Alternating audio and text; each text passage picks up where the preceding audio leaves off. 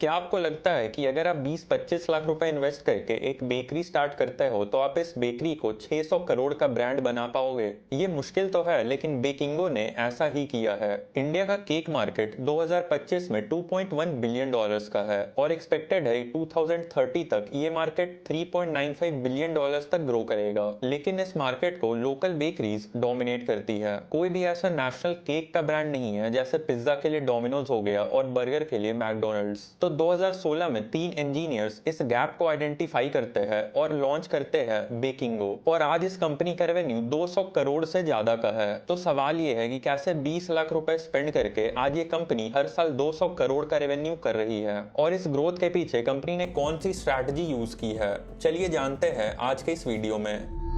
तो देखो, बेकिंगो की स्टोरी स्टार्ट होती है 2010 में, जब 3 इंजीनियर्स मिलकर फ्लावर ओरा नाम से एक कंपनी स्टार्ट करते हैं। हिमांशु, श्रेय और सुमन ये तीनों कॉलेज में फ्रेंड्स थे और 2006 में ग्रेजुएशन के बाद ये तीनों अपने जॉब में चले गए थे। लेकिन इन्हें जॉब में इतना मजा नहीं आया, तो इन लोगों ने 2010 में फ्लावर ओरा स्टार्ट किया था। ये ऑनलाइन गिफ्टिंग कंपनी थी जो कि फ्लावर्स और बाकी गिफ्टिंग प्रोडक्ट्स घर पर डिलीवर करती थी। और इस कंपनी को इन लोगों ने सिर्फ 2 लाख रुपए इन्वेस्ट करके स्टार्ट किया था गुड़गांव के एक बेसमेंट में। और स्टार्टिंग में कंपनी में बस एक ही एम्प्लॉय था जो कि कस्टमर सर्विस और ऑपरेशन सब कुछ अकेले ही मैनेज करता था। फ्लावर ओरा का पहला रियल टेस्ट 2010 के वैलेंटाइंस डे पर हुआ था, जब कंपनी के पास इतने सारे ऑर्डर्स आ गए थे और फाउंडर्स को खुद से ही जाकर डिलीवरीज करनी पड़ी थी। इसके बाद फाउंडर्स को समझ आ गया था कि ये बिजनेस सस्टेनेबल है। इसके बाद 2010 से लेकर 2016 तक फाउंडर्स फ्लावर ओरा के ग्रोथ पर ही फोकस करते हैं और 2016 तक फ्लावर ओरा 75 करोड़ की कंपनी बन गई थी। इस टाइम फाउंडर्स नोटिस करते हैं कि कस्टमर्स ऑनलाइन केक्स भी ऑर्डर कर रहे हैं, लेकिन उस टाइम फाउंडर्स को 3 प्रॉब्लम दिखता है। पहला तो था, इंडिया में कोई भी नेशनल केक ब्रांड नहीं था जो कि हर जगह कंसिस्टेंट क्वालिटी के साथ केक डिलीवर करता हो। हर सिटी में छोटी छोटी बेकरीज होती थी जहां से कस्टमर्स जाकर केक लेते थे, और क्योंकि छोटे बेकरीज थे जिनकी वजह से हर बेकरी का एक अलग टेस्ट होता था, और इन छोटे बेकरीज के पास इतना ज्यादा केक्स का ऑप्शन भी नहीं था। और क्योंकि ये बेकरीज छोटी थी, इसलिए इन लोग ऑनलाइन ऑर्डर्स भी नहीं लेते थे, जिसकी वजह से कस्टमर्स को खुद जाकर केक परचेस करना पड़ता था। तो 2016 में फ्लावर ओरा के प्रॉफिट से फाउंडर्स बेक विश प्राइवेट लिमिटेड नाम से एक कंपनी स्टार्ट करते हैं और इसके अंडर ही बेकिंगो लॉन्च करते हैं। स्टार्टिंग में इन लोगों ने गुरुग्राम में एक बेसमेंट रेंट कर लिया था और 4 लोग को हायर भी कर लिया था। फिर ये लोग हर दिन अलग अलग केक के फ्लेवर्स को ट्राई करते हैं और इसके बाद 500 से ज्यादा केक की वेराइटीज लॉन्च करते हैं। लोकल बेकरी से कंपीट करने के लिए इन लोगों ने ऑनलाइन ऑर्डर्स लेना स्टार्ट कर दिया, क्योंकि पहले से इनके पास फ्लावर ओरा का डिलीवरी सिस्टम तो था ही, और क्योंकि बेकिंगो ने एक बेसमेंट रेंट आउट किया था, जिसकी वजह से कंपनी का इनिशियल इन्वेस्टमेंट बहुत कम था और ये क्लाउड किचन मॉडल की तरह था।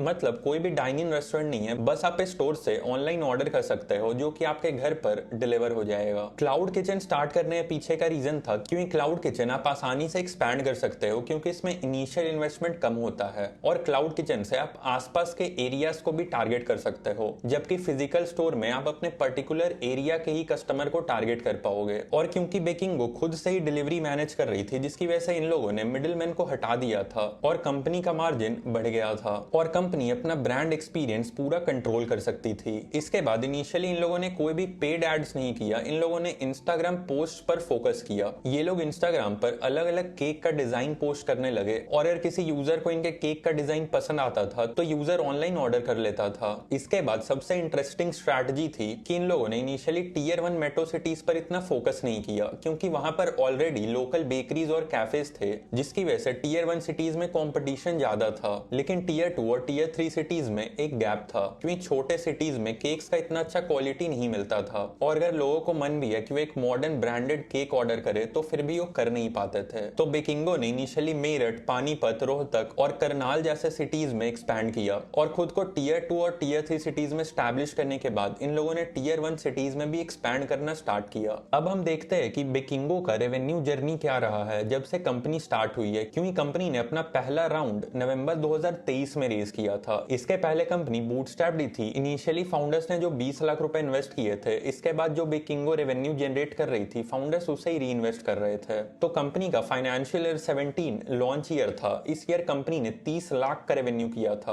और बेकिंगो के पास सिर्फ 4 लोग की टीम थी। इस इसके बाद फाइनेंशियल ईयर 22 में कंपनी का रेवेन्यू 75 करोड़ का हो गया था और कंपनी के पास 500 से ज्यादा इंप्लॉयज हो गए थे और बेकिंगो ने अपना प्रेजेंस 11 सिटीज में बना लिया था। इसके बाद फाइनेंशियल ईयर 23 में कंपनी ने 145 करोड़ का रेवेन्यू किया था। इसके बाद फाइनेंशियल ईयर 24 में कंपनी ने 208 करोड़ का रेवेन्यू किया था और कंपनी का 43% ईयर ऑन ईयर ग्रोथ हो रहा था। इसके बाद बेकिंगो नवंबर 2023 में अपना पहला फंडिंग रेज करती है फीरिंग कैपिटल से। फीरिंग कैपिटल ने बेकिंगो में 130 करोड़ इन्वेस्ट किया था at a valuation of 571 crore. Bakingo ने फंड रेज किया ताकि कंपनी और नए सिटीज में एक्सपैंड कर सके और जैसा मैंने आपको बताया था बेकिंगो इनिशियली एक क्लाउड किचन मॉडल पर काम कर रही थी, लेकिन बेकिंगो इस फंड का यूज करके अब अपना एक QSR स्टोर भी ओपन करने वाली है।